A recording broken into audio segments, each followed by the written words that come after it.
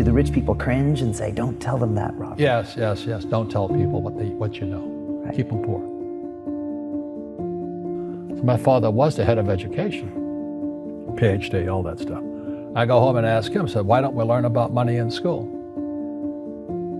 And he looked at me and says, because the government doesn't let us teach that subject. The government tells us what we can teach and what we can't teach. And I thought that was strange. And I said, but aren't we going to school to learn about money? He says, no, your job is to get a job.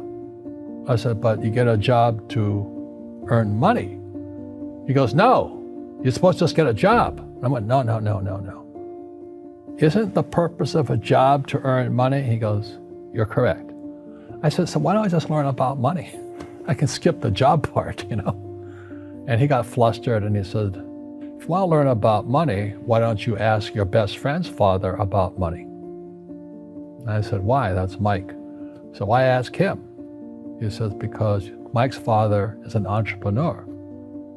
And I said, what are you? He says, I'm an employee. I'm a government employee. I went, oh, what's the difference? He says, the difference is an entrepreneur must know about money, or they're no longer entrepreneurs. And he says an employee doesn't have to know anything about money, because the government will take care of them, the company will take care of them. So I'm all confused. But I took my dad's advice and I trundled over to Mike's father's office and knocked on his door and I said, hey, I'm here, 9 years old. Teach me about money. He says, beat it, kid, you know. But that's where the story of Rich Dad, Poor Dad started. And finally, through persistence, my rich dad started teaching me about money on one condition. And that condition was he would never pay me. He says, the moment I pay you, you think like an employee. He says, that's the trap.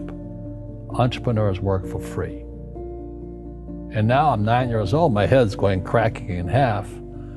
He says, you never want a paycheck. You understand that, kid?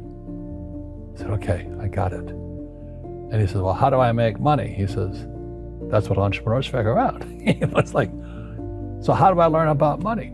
So he would just break out a Monopoly game board. So I would work for free. I'd pick up cigarette butts, and he had hotels and restaurants, and I would clean and do menial tasks. And as I got older, I started getting into office work and marketing and accounting, and I was an apprentice basically, but I always worked for free. And he would teach me about money, but the way he taught me about money was playing Monopoly. And finally one day I got upset. I said, well, when are you going to teach me about money? He says, what do you think we're doing? We're playing Monopoly. He goes, no. What do you think we're doing? We're playing Monopoly. He says, what do you think we're doing? So I don't know. I'm teaching you about money. And then that's when, you have one greenhouse. He says, there's many formulas for great success in money. There's thousands of them, but one of the best ones is found on the game of Monopoly. It still is today. 4 greenhouses, 1 red hotel. I said, what? He says, one of the greatest ways to acquire great wealth is playing Monopoly in real life. 4 greenhouses, 1 red hotel. But is that all there is? He goes, that's it. And he says, what do you think I'm doing? And I went, I don't know. So then he took me out and he showed me his greenhouses. And 10 years later, when I was 19, I was now in school in New York, and I come back to Hawaii, and Rich Dad had bought the biggest piece of land smack dab in the middle of Waikiki Beach. And when you go to Waikiki Beach today, you'll see the Hyatt Regency Hotel. That was his hotel. Just like the game of Monopoly. Just like the game of Monopoly. Acquired assets and they became bigger assets. He just kept what's called an assemblage, because that property wasn't that big at the time. So he had to buy out all the small guys. Because Waikiki was a little dirt water little town. So he'd buy out this shop owner, buy that shop owner. And it took him a while, but he finally assembled this large piece of property. And then he and Hyatt put up this giant hotel. And it just sold for $800 million. So that's how I learned about money.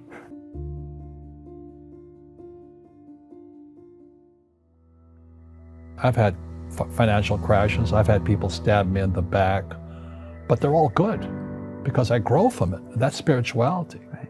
People who are afraid of making mistakes, like they teach in school, they don't ever grow.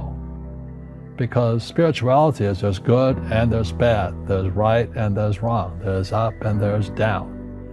Most people only want to be right, they only want to be positive. Well, you can't have that. That's not reality. Well, I wasn't poor by most people's standards, but I came from a family with a poor attitude, if you know what I mean. Because rich, poor, middle class, poverty starts with a fundamental attitude. Poverty is passed on. It's taught in your families. And middle class is taught in families. And so the people right now who are sitting at home, who are struggling financially or worried about money or unhappy, they may be making a lot of money, but unhappy with what they're doing, it was probably taught to you. Your superego was taught, get a job, work hard, or you'll never be rich, or the rich are evil, or whatever. The school system will never teach you about money. The school system was designed to teach you to be an employee, which is important, or a doctor or a lawyer, a specialist, but never about money. And what most people lack is real business knowledge, like accounting, like debt, like taxes. You got to know that stuff, but they don't teach it in school to anybody. So, and then when people ask me, how did your rich dad learn this when your poor dad, a PhD, didn't? And the answer is very simply, my rich dad, who's my best friend's father, his father died when he was 13. So his rich dad had this family business at 13 to run. So he had to drop out of school, which was his blessing.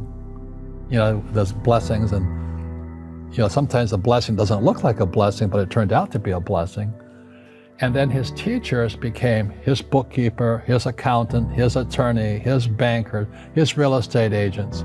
So he has what I call real teachers, not these fake teachers in school.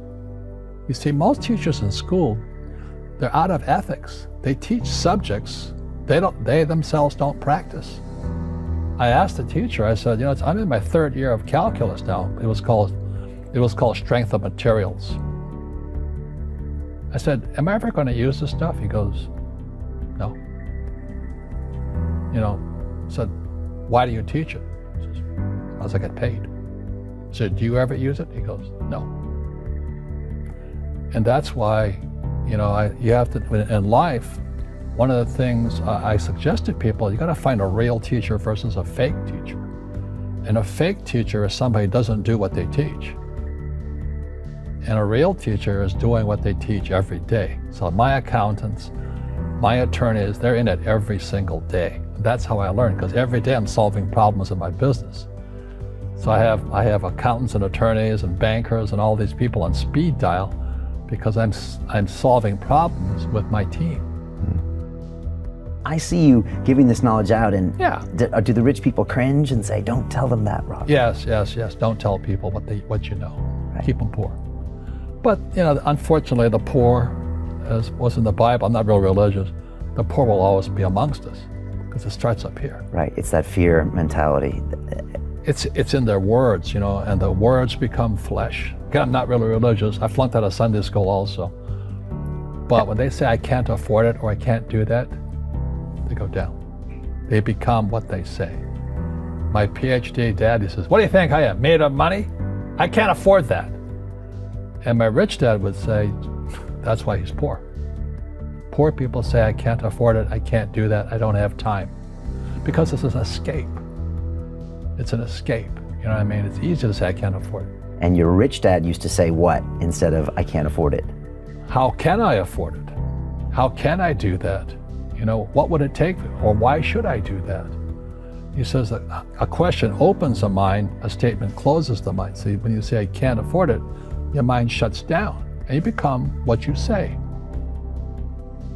Rugby is a team sport, but so is soccer. The rules are different. And other people are golfers. They play by themselves. And so everybody's different. So my game financially is business, number one. Second is real estate. So what I say to young people is, you find your game.